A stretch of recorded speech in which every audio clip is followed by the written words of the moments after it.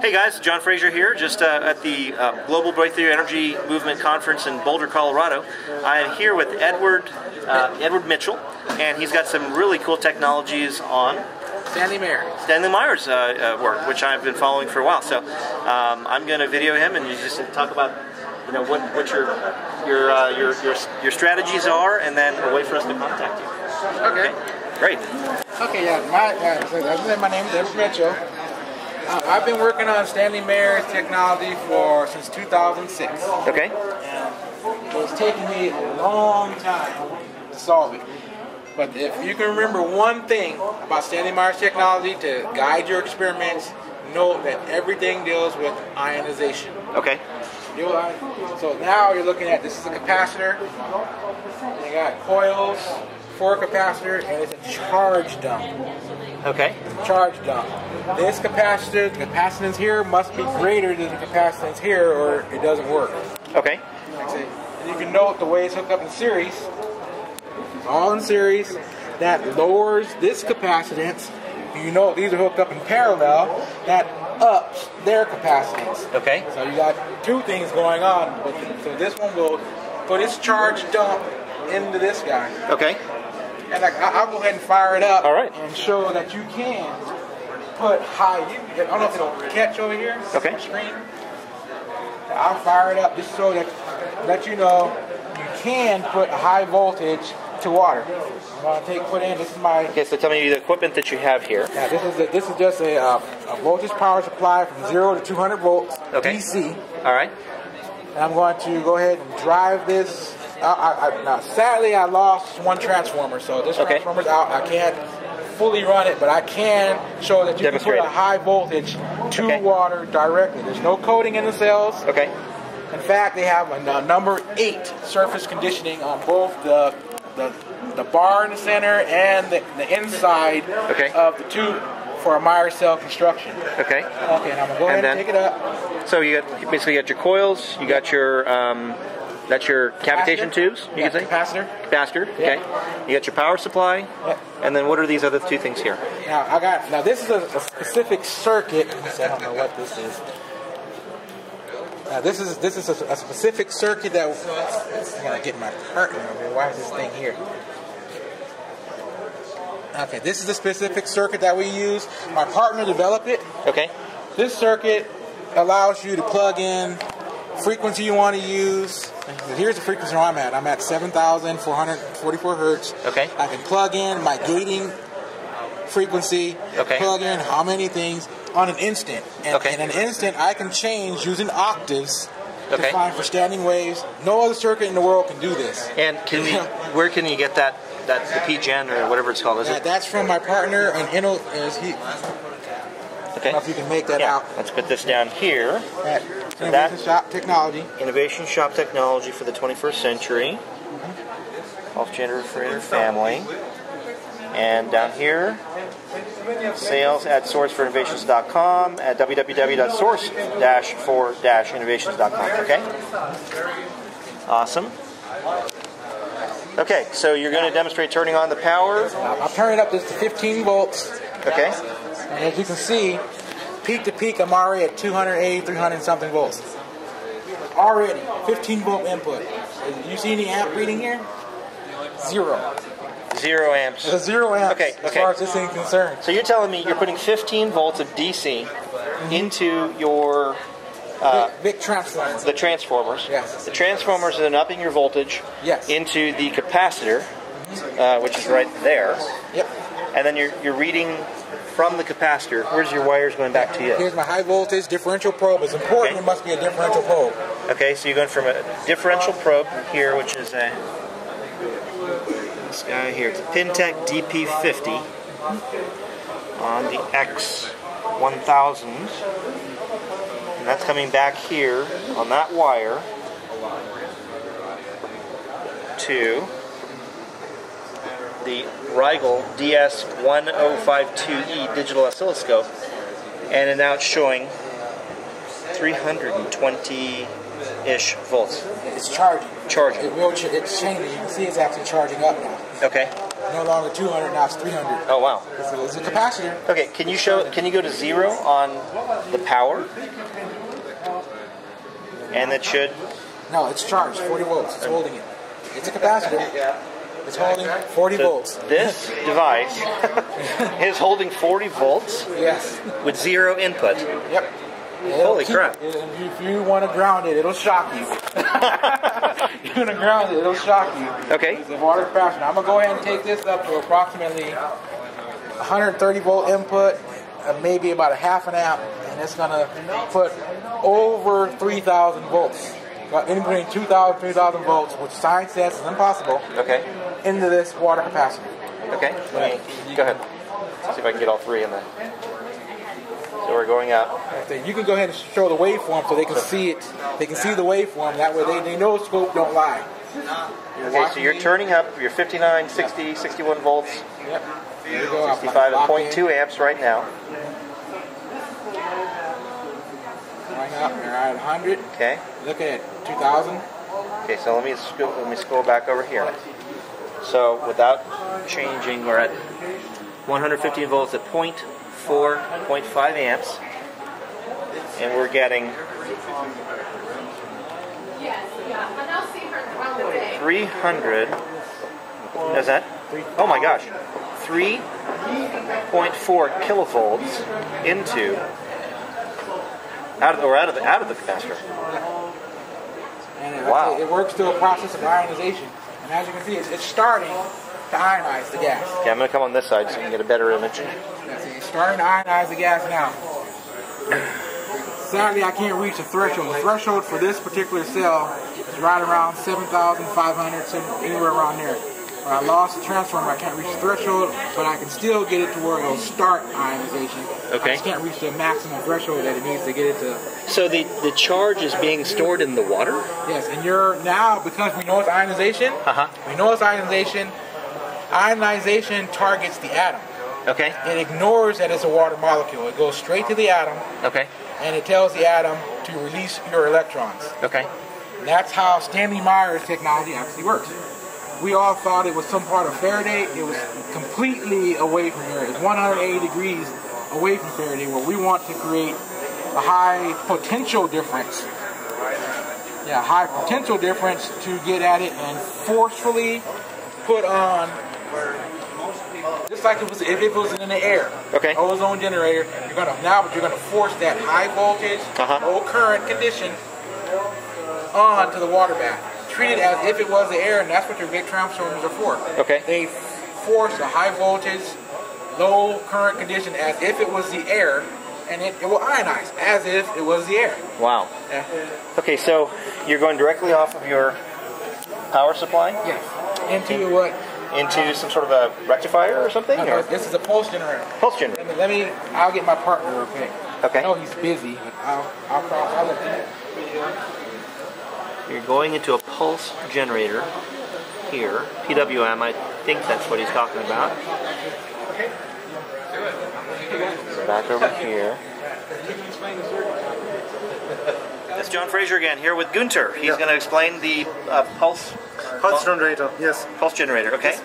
I can tell you, my primary goal was to set up a software application. Okay. That makes it easy for all people to make the experiment in a laboratory environment. Okay. That means it shall be plug and play, and it shall be easily to be used. Okay. So the real thing is this little microcontroller. It's a propeller chip from US company Parallax. Okay. And this does all the stuff for pulse generation, for process control, and so on. Okay. So to have control about this, you can use a Windows interface.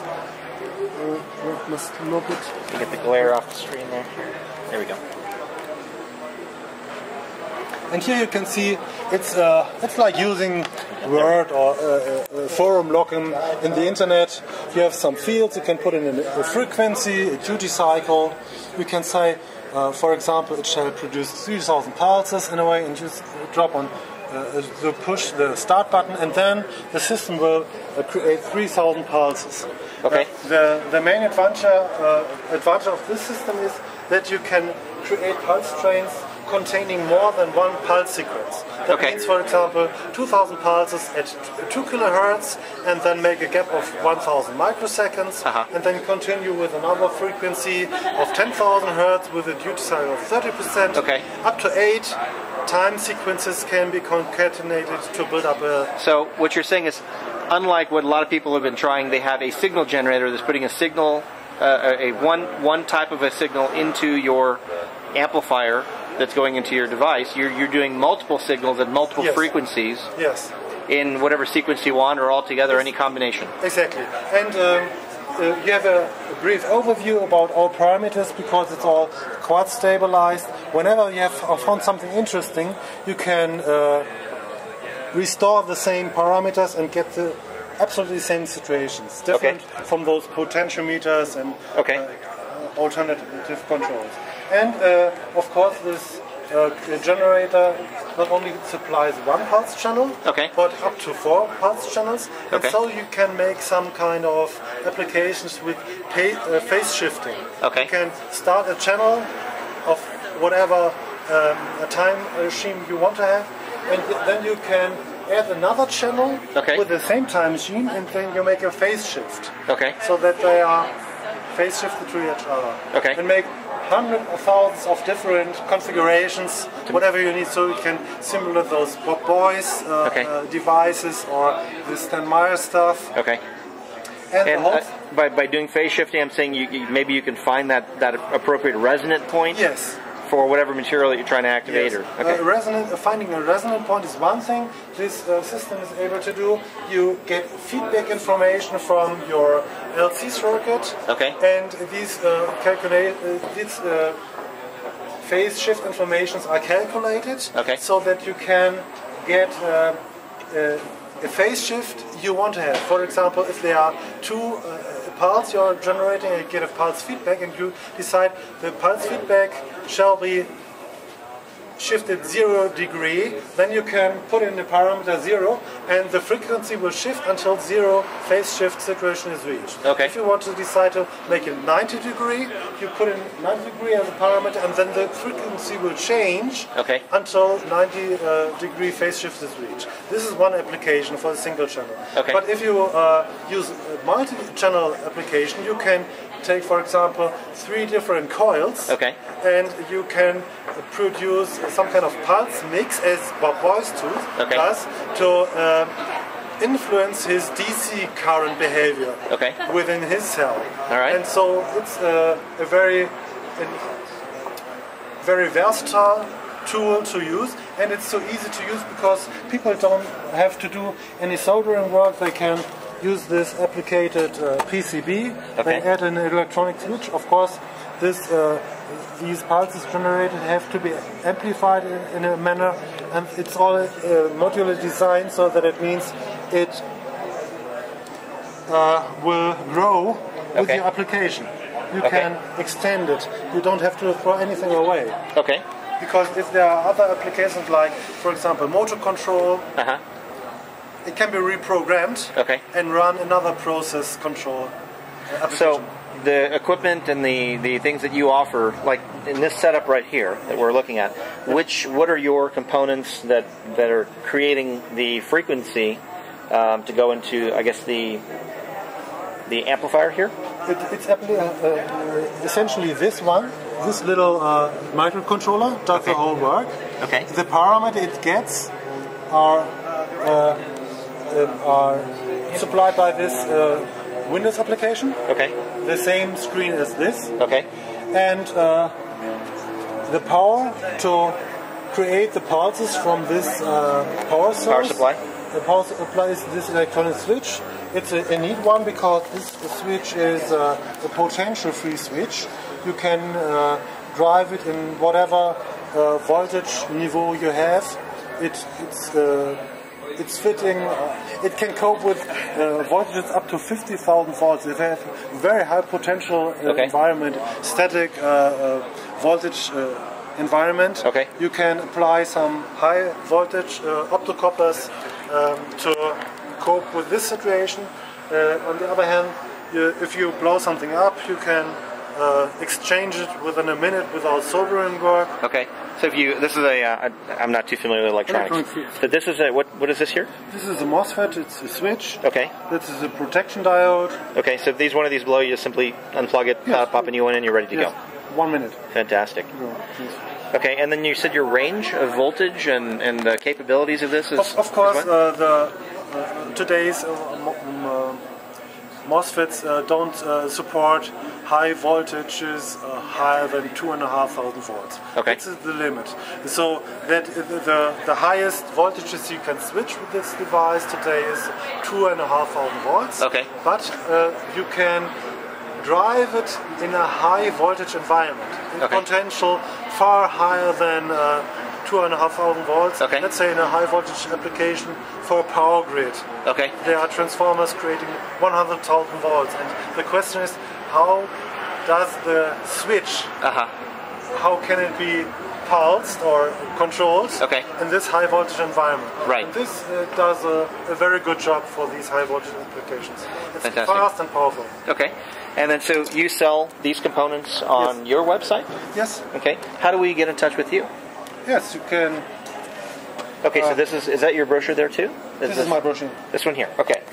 So, Innovation Shop, Technology for the 21st Century. And you've got www.sourceforinnovations.com. Right. And what does a setup like this cost, or what would someone buy when they're coming to your website if they want to build an HHO system, or they want to pulse or have various configurations to your system? What would they buy from you? Of course, it depends. Yeah. So if you want to make a very quick startup, the minimum you have to do is to buy this one controller from the shelf. Okay. By Paradox, it's $45. And what do you call it again? This one, this is the PGen basis chip, and Paradox calls it propeller. Propeller. This is the variant of a prop stick. Okay. So this is a start of $45, and then you have the minimum investment is for the software $20. If you want to start $20 with a single channel, 20, not 2,000. Yes, no, only 20, because I wanted to open it for the free energy community to make a very quick startup for the whole stuff. If you want to make a more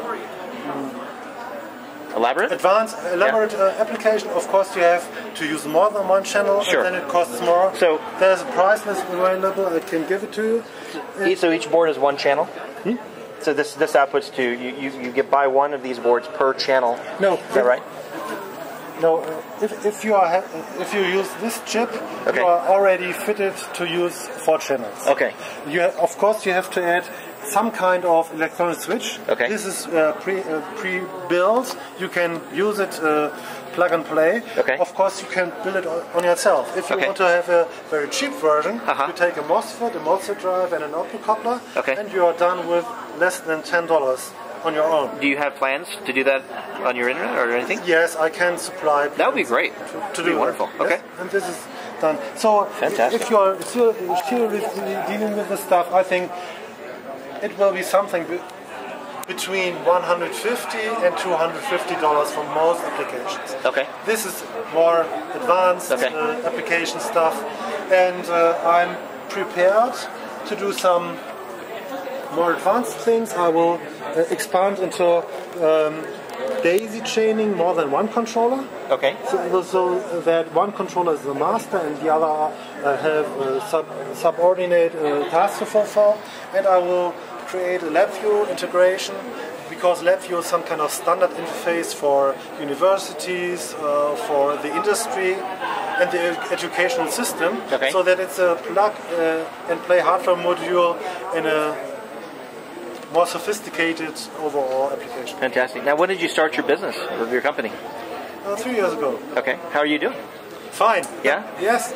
Okay. Lots of fun. And do you have all the funding and everything you need to do what you're doing, or are you looking for investors or donations or any of that? I'm looking for investors and donations because up to now the funding came from my own fundings. Okay. I funded by myself, and now I want to start to sell it. And I think I will serve a very good support for people who are using this, and there will be more evaluated or more elaborated functions implemented. But of course, it needs some money, and absolutely. So I'm looking for it. Okay. Well, Gunther, thank you very much for your explaining the technologies. Yes. Okay. Nice to meet you. That's the reason why we teamed up. Okay. I'm the science as far as our team. I'm the science and the architect of designing, building, everything in that part, and I handle all the science. Everything here is what I've built, designed myself.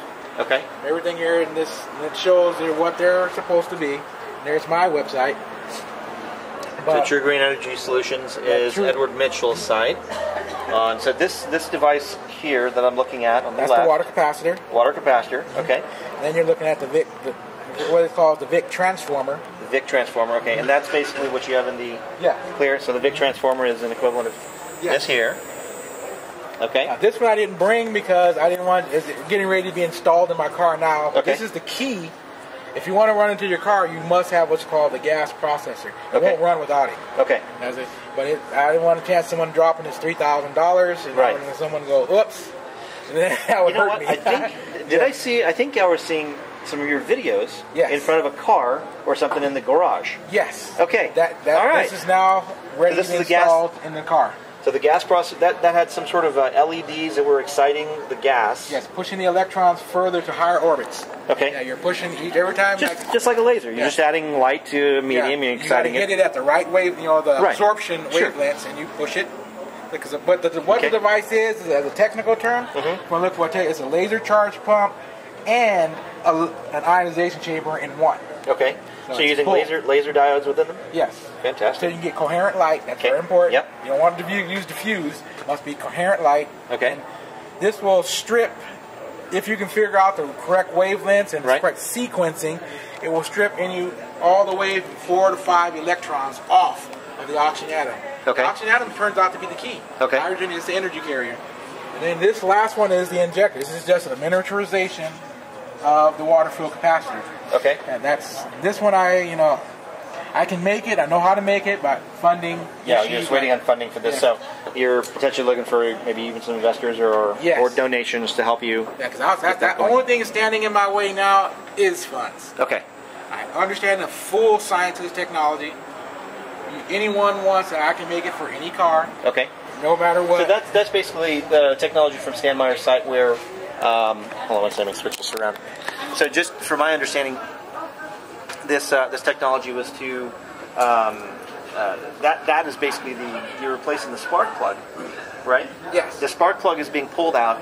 This injector device is being put in, and then the gas is processed right into the injector, put right into the engine, so you can basically retrofit any car very easily. Any car. But the key, however, was not this. Okay. This, again, that's the key. Okay. Because hydrogen, as we all know, is the energy carrier. Right. But this guy strips up to, like I said, up to 4 to 5 electrons off. And that sets up a situation to where now hydrogen has got to manufacture electrons. Because if you spark it off, it has to form a water molecule. Right. But it can't. Okay. Meyer himself called that prolonging the formation of the water molecule. Okay. But for me, I just know that the hydrogen must come up with it, and now for the very first time, you can use E equals mc squared to measure energy being pulled from 0 point. Okay. Because each electron creation has mass, has energy, and now you can calculate it for the very first time. Now you can do it. Okay. Yeah. And just out of curiosity, I've built little laser things before. What kind of wavelength? Do you use multiple wavelengths or just one wavelength? The absorption wavelengths of oxygen. You're targeting the oxygen. Okay. Yeah, but you have to figure out the correct sequence. Okay. Like I say, these I'll give at least one away. So for the starter, for the oxygen molecule, it's 760 nanometer wavelength. What color is that? Near infrared. Near infrared. Okay. Yeah, 700. That targets the oxygen molecule, but this will break it down into, after it hits this stage, right here, which you can see the red right there. They're barely visible. Okay. Yeah. Down there. And you see that when it hits that stage, it breaks down the oxygen molecule into monatomic oxygen atoms.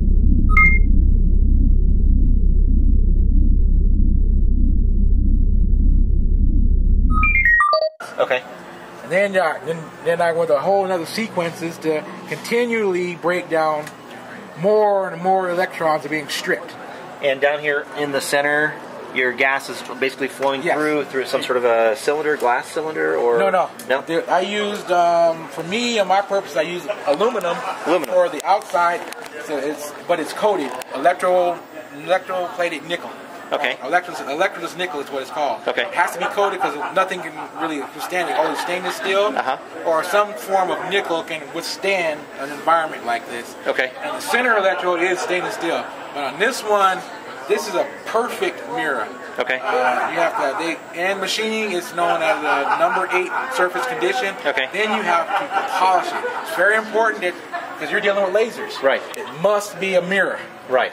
And then you put this on your intake. This is treated right on your intake.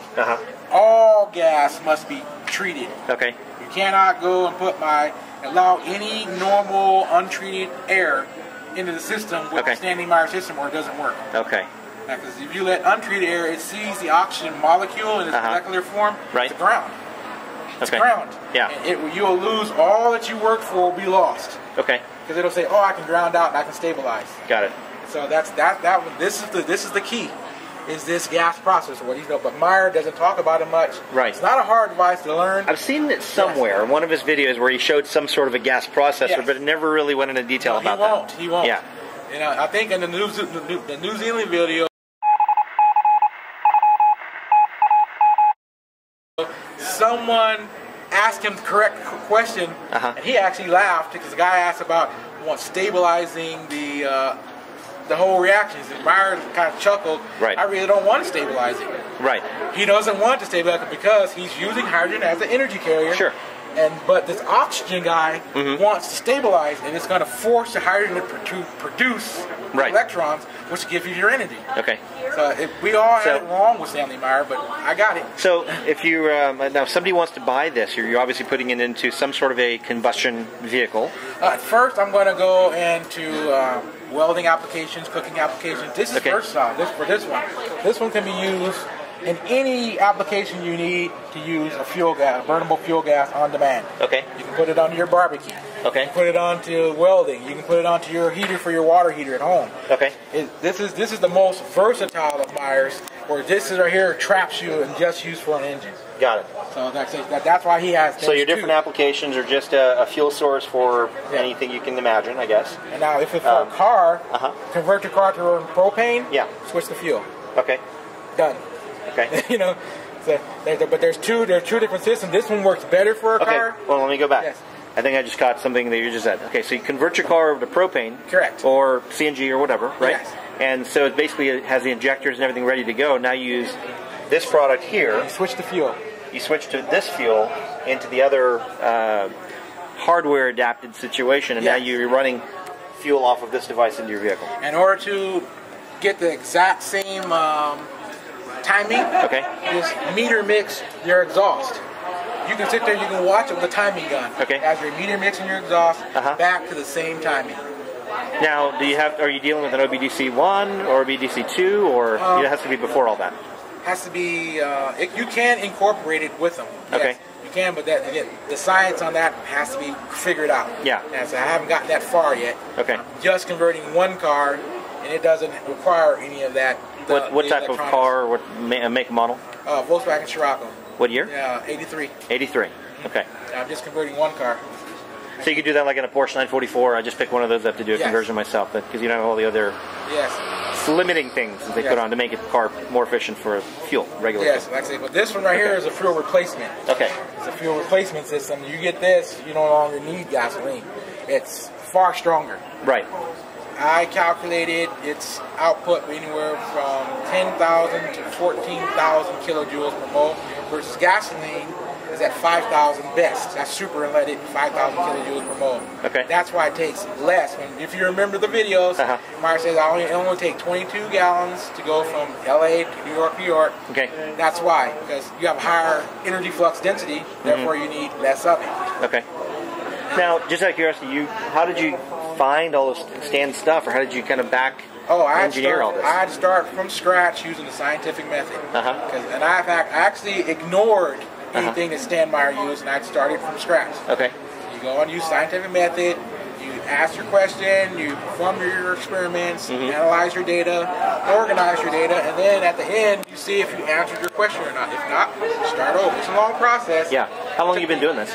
Since 2006. Really? 2006. It's a long process, but it took me 6 years to crack it. Okay. 6 solid, I'm talking solid years, as if I was in a university as a master's degree working on one particular time, because you have no guidance. Right.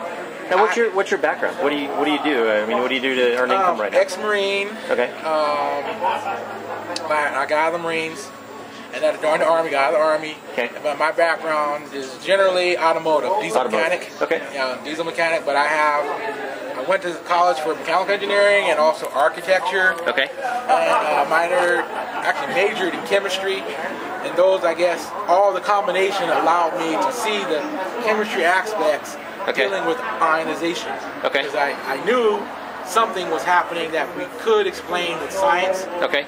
And from there, I looked and I said to myself, when the scientists told me, no, we can't explain it with science, I said, yes, we can.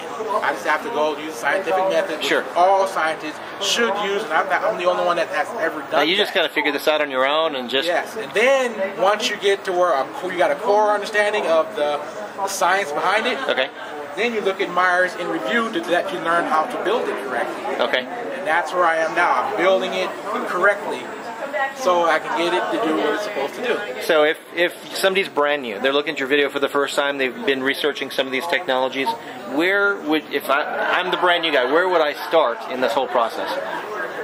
Start by learning that you want to ionize it. Okay. That takes you from Faraday. Faraday will have your experiments go this way. Okay. Go and learn that you want to ionize it. Well, now have your experiments go that way. Okay. Your goal, your destination has changed. Okay. You're not trying to force current like Faraday. Okay. Now you're trying to create a high potential difference field inside your water capacitor. So you're saying one version, like you're saying this way, is your brute force method. Yes. And the other version is resonance. Yes, 180 degrees opposite each other. Okay. That's 180 degrees, but now you want to ionize it. Okay. You're not looking to force a bunch of current, you just potential difference to where you reach an ionization potential. Okay.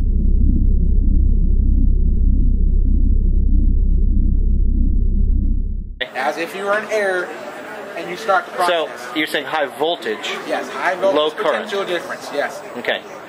And that's why you got your voltage unit there. Then you're using basically a coil. Yes. Basically, coil. Now that's submerged in water. Yes. That's kind of hard to believe that it would even still work. Yes, it's because of the transformer. Okay. It's because of the transformer. I'll show one part of it. This is out of Stanley Mayer's patent to help others understand how technology works. You can look it up yourself. It's free online. I'll hold it steady as I can. This right here is more or less key to getting it to work. This is how you to view the transformer. This is the entire transformer. Okay. It's a complete circuit on the secondary side to include, because water is RE, it's a part of the circuit. Okay. You do not want dielectric failure. Okay. You fail the dielectric, you just destroyed your circuit. You just shorted your circuit out. So that's why ionization is what you're seeking. Okay. And this is a charge dump. Okay. This capacitor. This is the water fuel cell. That's the water fuel capacitor. Water fuel capacitor. These are the chokes, what Meyer called charging chokes. Okay. Inside of your transformer. Okay. These chokes must have a higher reactive capacitance than the water fuel cell you wish to charge. Okay. Or it won't work. Okay. Now, it will not work if it's not. They must be. You let go of the field. You let go of the pulsing. And it dumps its energy onto the capacitor and charges it. Okay. It must, like I say, most of us would fail because we tried to go cheap. Okay. We said, oh, I'm going to make this little one work. No, you see how big they got to be. This is 4 inches in diameter. 4-inch in diameter coil. Yeah, because again, remember I said, once you change your direction, you know you want to ionize it. Now that you're dealing strictly as a capacitor, you're dealing with area. Okay. So you must have the surface wire area that's greater than what you want to charge. Okay. I say by changing, you know when you need to ionize it changes your entire direction. Okay. And then I'll show one more to show a similar of what you should see on your scope. This is again out of Myers patent on your scope shot. Now you can see your potential difference, a B plus and a B minus. Okay. This is what it's going to look like right on your scope. Okay. That exact diagram. Yeah. Well, not exactly. This is a block diagram. It'll look a little bit different. Okay. But you'll have a zero line. Okay. And you'll have a high negative and a high positive potential difference. Okay. And then you begin to ionize. So it's just like air. You're creating ozone. Okay. Exact same thing, but your plates determine where ionization will start. You got a wide gap, takes more voltage. You got a shorter gap, takes less voltage. Okay. And that's, I say, this is what you would see on your scope. Okay. As soon as you see that, you know that you're doing it right. Because if this one, as I told you, if this is smaller, you'll get the negative, no positive, because it won't charge. Got it. You'll end up with just negative, and only it'll be like, because when I did it, so I designed one for an injector, and I tested it on this particular cell right here. Okay. I took it up to 4,000 volts on the negative. Okay. It wouldn't charge it. 400 volts on the positive. Okay. I had to zoom in on my scope. Where's my positive? Only 400 measly volts on the positive. Okay. No potential difference. It would not break down anything. So that's why I said you have to get your both even potential differences. Okay. And all the action takes place directly in the center of the cell. Okay. Once you get the ionization, you will get some what they call amp leakage, a little bit current flowing through it, but you can't trap it all. Okay. So you get a little bit of normal electrolysis. In my measurements, from 8 milliamperes to 56 milliamperes, all that goes through this cell. Really? That's it. That little. That little. Okay. All that ever goes through the cell. Are these you venting anything into the air right now? It's gonna vent, all right. I forgot to release it. Oh wow. Sorry about that. I look at it and blew it up. Look how I built it right. Okay. Oh, now it's really cranking. Yes, I had it under you had pressure in there. Pressure. That was really going. The good thing you thought of that, because I probably would have blew the cell up. I'm glad I was standing this close. I can handle 50 psi. Anything more than that, it's gonna pop. But I designed it myself. I've been a diesel mechanic for over 25 years. I can design anything I wish. So now that I'm an architect as well, I'm a licensed architect. Are you selling any of the products on your website, or as a kit, or plans, or what? I have plans to sell the entire. First, just the water fill capacitor kit. Okay. Again, incorporating my partners' logic. Okay. That way, everybody can run it to run your barbecue. It will be in a circuit. Complete circuit. Easily carryable. There you go. Easily running around. Okay. And this will drive the entire system. So what is in this box compared to like what you have on the table here? You got power supply? No. You'll need your own. You need your own power supply. Outside power supply. Okay. Everything here is for this, and all of this is all in here. Okay. Yeah, it's all in here with a different type of CD screen, so you can see what you're doing. So that's basically it's like kind of like a PWM. No. Sort of. PWM can't do what it's different. A PWM, it gives you the same square waves, but this is very, very square, very, it's digital. Okay. Very precise. Okay. Very, very real. So you've incorporated, it's Gunther, right? Gunther's equipment here into this box. So you just simply are adding power into it. Yeah, power input side. Okay. See, I have this one set up for 3 channels. Okay. All right, with 3 channels of input. Then you have your output, which goes to your primary. Okay. This is an auto sensing. Okay. It's resonance sensing for each of the 3 channels. You can do it independently. So you put your probes on there back to your unit so it can tell where it's at. Yeah, so it automatic, because once you start producing gas, you change the dielectric. Right. So your resonance frequency changes, and this keeps up. So it's checking your frequency and adjusting it to constantly stay in the right parameters. Right in the state, or you'll always be in resonance. Okay. It's digital. And like I said, this I love it. We've managed to bring Meyer into the digital age. Awesome. I say with this thing, like I say, let me get rid of that. I say with this right here, you can do what you cannot do in any dial. I can take this right here and I can jump in octaves. This is the gating. Okay. I can type in what I want to. If I want increments of 1 right now, but I can put 220 increments, which is the octave, and I can go boom, boom, boom, boom, and jump gating. This is from here to here. Okay. I can jump instantly in an instant. Precisely whatever I plug in there. And it also remembers what you did. Say if something pops. You lose something. And even if you have a power outage, you get your power back on, you're right back where you started. Okay. For an experimenter, you can't have anything better than that. Right. You can get right back, you can make the corrections, whatever broke, get right back where you started. So you put an X in the line and say, don't do that again. Yes. But I said you can get right back. You don't have to start all the way over. Okay. Looking and trying to dial in. Yeah. You're right backwards to what you want. You look up. Say if you know your capacitance, know your inductance, run the formula, plug it in. Okay. This is your resonant frequency. Type it in, hit enter. You can see if it will obey resonance or not. You can sweep it. You can see if it will obey if your calculations are correct. Fantastic. This is an excellent technology. Okay. And what do you charge for something like that? Well, I'm still working on that, but I know for my fuel cell, $1,700.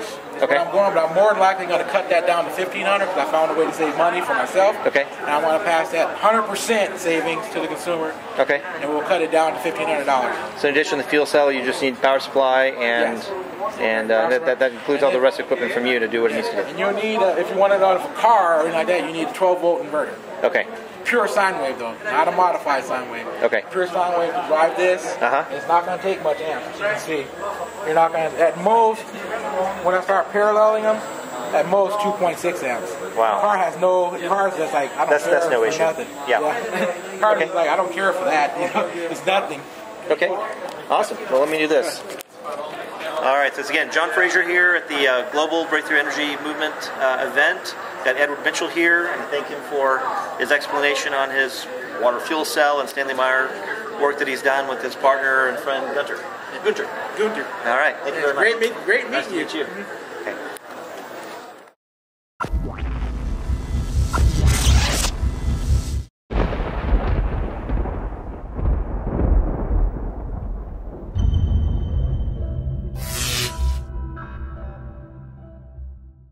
Pretty